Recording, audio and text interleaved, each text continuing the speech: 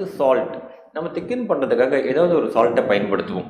நம்மளுக்கு தேவையான திக்னஸ் அந்த ஹோம் கேர் ப்ராடக்ட் வரணுங்கிறதுக்காக சோடியம் குளோரைடோ இல்லை சோடியம் சல்பேட்டோ பயன்படுத்துவோம். ரெண்டுமே சில ப்ளஸ் பாயிண்ட் இருக்குது, சில மைனஸ் பாயிண்ட் இருக்குது. ஆனால் எனக்கு பர்ஃப்யூம் ஸ்மெல் தான் முக்கியம் அப்படின்னு நினைக்கிறவங்க சோடியம் குளோரைடை பயன்படுத்தலாம். அந்த சால்ட்டு பர்ஃப்யூம் ஸ்மெல்லை ரிட்டைன் பண்ணுறதுக்கு ஒரு பெட்டரான சாய்ஸ். எப்போ அந்த சால்ட்டை பயன்படுத்தலாம்னா அதுக்கு சில லிமிடேஷன்ஸ் இருக்குது.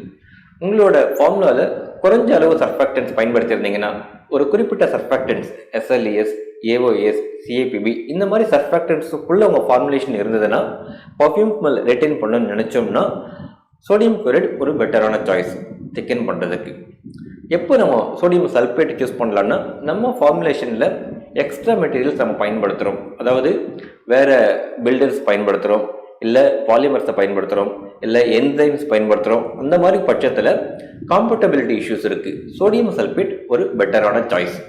எனக்கு ஒரு நண்பர் வேலூர்லேருந்து ஃபோன் பண்ணி கேட்டிருந்தாரு, உங்கள் ஃபார்முலேஷனில் எல்லாமே சோடியம் சல்பேட் பயன்படுத்துகிறீங்க, ஏன் சோடியம் குளோரைடு பயன்படுத்துறதில்ல, பர்ஃப்யூம் ரிட்டென்ஷன் பெட்டராக இருக்குமே அப்படின்னு சொல்லிட்டு.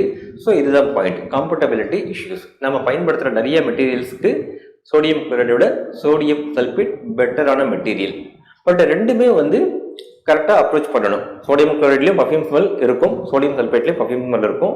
பர்ஃப்யூம் ஸ்மெல்னும் போது சோடியம் குளோரைட் பெட்டரான சாய்ஸ்.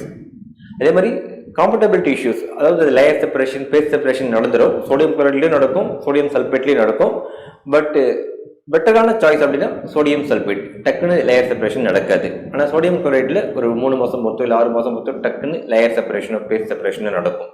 ஸோ இது கேர்ஃபுல்லாக புரிஞ்சிக்க வேண்டிய பாயிண்ட்.